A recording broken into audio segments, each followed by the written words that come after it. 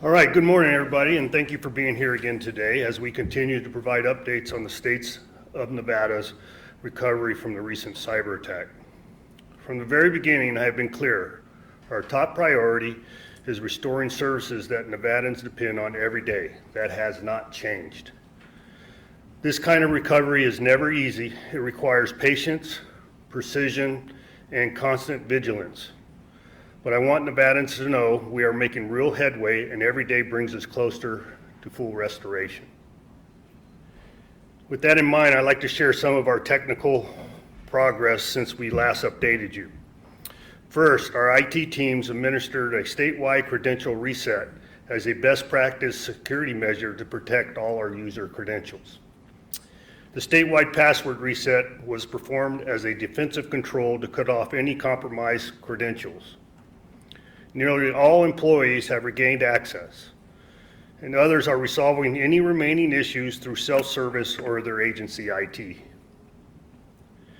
I know that my office has received several inquiries from the media asking why state employees were not informed of the password reset ahead of time. That was by design. This was done intentionally since broadcasting a reset in advance tips off criminals and increases account takeover attempts during the changeover window. The best practice here is to execute and then communicate. After news stories about the password resets went live, we began to receive reports of phishing attempts attempting to capture state credentials in real time. Thanks to the heightened awareness from our state employees, these attempts were quickly identified and thwarted. As another example of how sensitive these public announcements are, at my first press conference discussing the attack, we defended approximately 150 million hits to our state firewalls in the following 72 hours. So I actually asked my staff, I said, how do you know it's 150? Because that's an exorbitant number. It tracks through the system numerically to ensure that that is an accurate number. For context, the state normally would face approximately 150,000 hits a day. The state has faced over 300% increase in direct attack attempts throughout the recovery operations.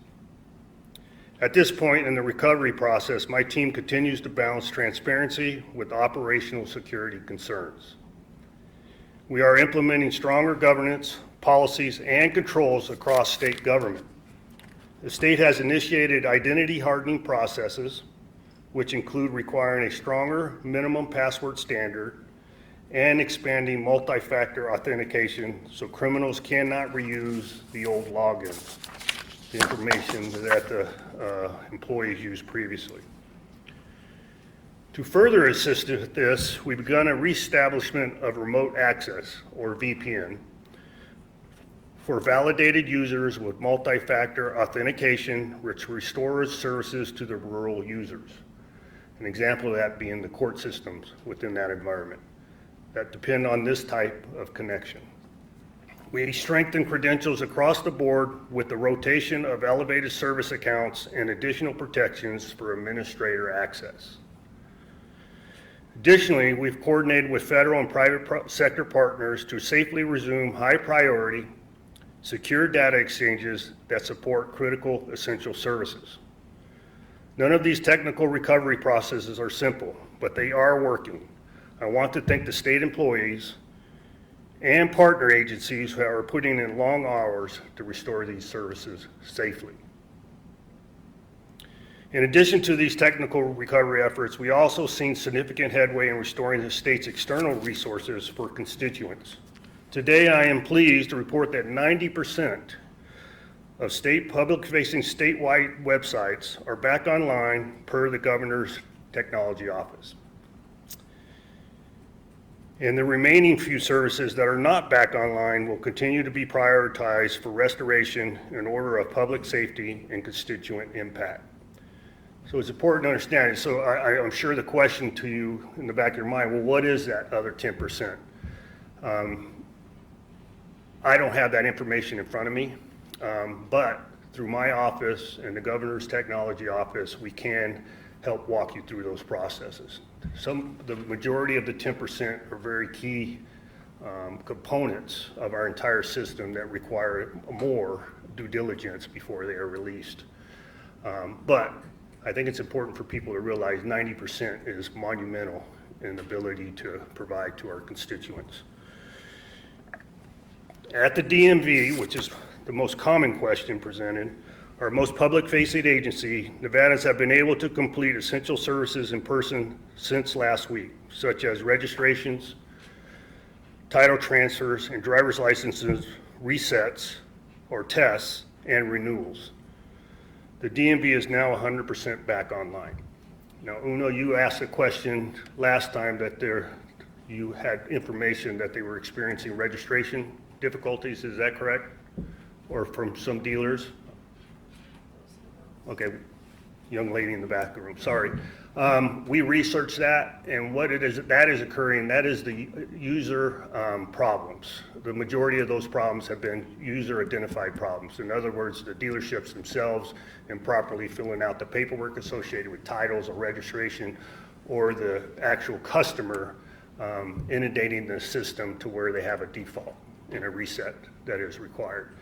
If there are continued problems, just like any other department within the state, just contact my office and we will, constituent services, and we will, both for the media and for the general public, and we will get you to the direct department to get the answers that you seek. Additionally, I'll reiterate that our health and social service systems have remained available throughout the entire incident. Should any Nevadans have questions about their benefits, they can access Nevada DHHS websites or visit the Division of Social Services in person. The Department of Public Safety and Governor's Technology Office continues to work 24/7, and we will work through the weekend, as we have done previously, to restore the Brady background checks of the NICS system, the NICS system. There is another point of contention with both our customers and our gun dealers, but it is a public safety priority. It is a very key element in what we do in state government and ensure that bad actors do not receive a firearm inappropriately. And it's a matter of going through dotting the I's and crossing the T's within that particular system to ensure that we have success before we release its availability. I am confident that we will release that in short order. Hopefully through the weekend and continued attempts to compartmentalize that particular system. I'm hoping we can say we have success come Monday. Notice.nv.gov is online. So what is that system? That's the notice to constituents and different agencies that public meetings are taking place. It's the requirement of NRS that a public notice be provided. That particular online access or tool is available as we talk. This is in order to notify constituents and public meetings notices during this downtime. Agencies complied with this is an important piece of that because it wasn't online. We had to comply via NRS on how we notify individuals of public notice. And that was through NRS 241020. So the 3 steps on that is posting on agency websites, distributing via stakeholder lists, and conducting physical postings within our facilities. Additionally, we continue to update our recovery website so that Nevadans can access all state information from a central secure notice. Every state agency is functioning, serving constituents, and available for constituent assistance. Also, I want to reiterate, we still have not seen any evidence of constituent PII, personal identifier information, being compromised in this attack. As I said last time, if investigators eventually discover otherwise, we will follow Nevada's strict statutes about personal data breaches by notifying any affected individuals promptly and providing resources to help protect them. Nevadans should know this: while we are not yet at the finish line, we are moving there faster than expected. We will continue to be transparent about what we can responsibly share. When operational details could enable copycat attacks or interfere with the federal investigation, we will hold that information back until it's safe to release. That balance protects Nevadans. Nevada has faced challenges before, and every time we come through stronger. This will be no different. Similar to our last press conference, I'm unable to answer any questions today about the technical elements of the attack, the identity of the attackers, or anything about the ongoing nature of the federal investigation. However, I am happy to answer any questions about our involving recovery operations. With that, I'll entertain questions. Governor Victoria here with Fox 5. You kind of talked about, sorry, let me start over. Victoria here with Fox 5. You mentioned how personal info has been compromised with residents, and what exactly did bad actors get away with? Because this is the question I asked 2 weeks ago, still early on in the investigation. What should Nevadans know? Well, Nevada should know that what the bad actor is perceived to receive is information through our internal systems, not a public face or constituent personal information. So it's information or data that is endemic to state processes or state inventory or state databases. Right now, the breadth of that has been identified. I can't give you that information, exactly what the breadth of that is, but I am confident that we will continue to be successful in preventing further release.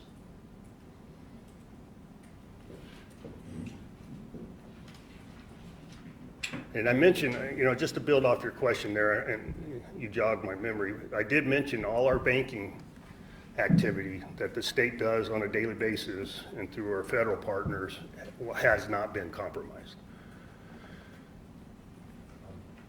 One of the questions I wanted to ask you as a follow-up is restoring the Brady background check. What does this mean for someone trying to buy a gun or a gun dealer trying to sell a gun, the fact that this is currently down? That means we won't be able to determine their criminal history or their ability to purchase a gun or own a gun through the federal guidelines. So until that does happen, proper sale of a firearm cannot occur. Also, in terms of the sex registry website, when that's going to be go back up? That's part of the 10% that I discussed earlier.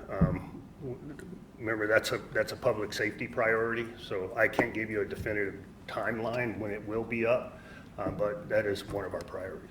I know you can't mention certain details about the investigation, but since no personal information was stolen, do you guys know yet the personal goal of this cyber attack? Well, obviously it's a ransom, right? And achieve monetary gain as a result of, and that's all I can give you on that information. And finally, the last question I want to ask you, in regards to, and sorry to jump off topic, with the whole passing of Charlie Kirk, we just had a suspect arrested. There were a few people celebrating his passing, including, certain staffers within the Clark County School District. But is there anything you want to say in regards to the arrest and some of the comments of folks celebrating his Well, it's sad that in the state of America we experience these type of activities. One, both of the homicide of Charlie Kirk and both of the comments, whether negative or positive. Positive is always beneficial, right? And to expand negatively to a tragedy of this caliber is disappointing. It's disgusting, to tell you the truth. And I believe when people cross the ability of the First Amendment and cause continued harm, that should be addressed directly. I would support any agency that determines that an individual acted inappropriately in their capacity or employment and have them removed as soon as possible. Hi there, Councilor from Las Vegas Sun. Talking about those phishing attempts. I'm sorry, who are you with? Las Vegas Sun. Okay, hi. Talking about those phishing attempts that came after media started reporting on the password reset. Was that from outside folks looking to take advantage, or did they have any relation to the original attack? Say that again, I'm sorry. The people putting in phishing attempts following that? Any relation to the original attack, or those folks just outside of it looking to take? No, I can't quantify it as related to the original attack. You know, as you can imagine, in that community, the bad actor community, when they're aware of an attempt on a system, no matter where it may be, obviously those people that work in that community or operate in that community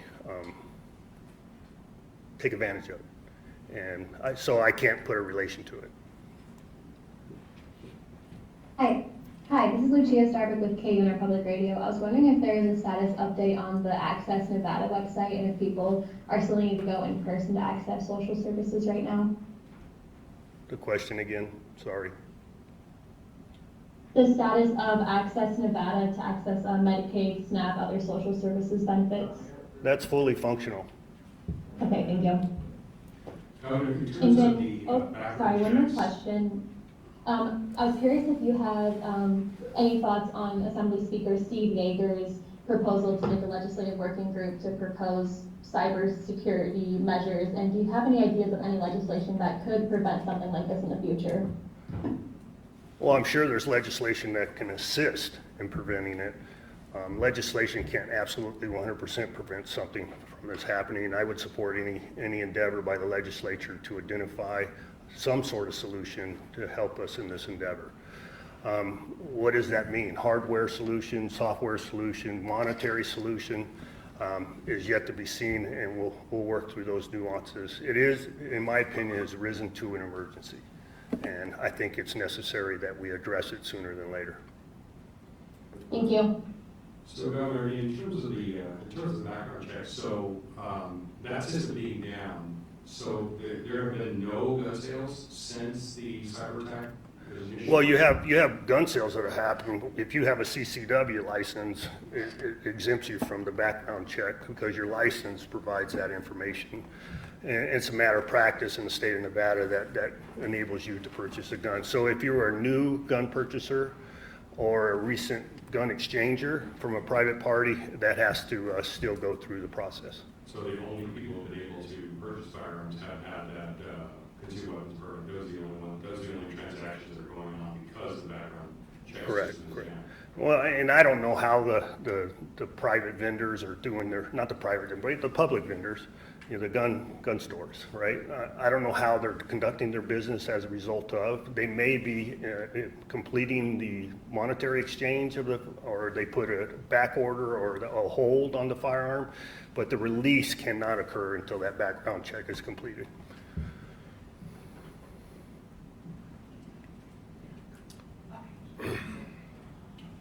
I just wanted to ask if there was an update on the victim notification program and temporary protection order databases, if any of those are back online.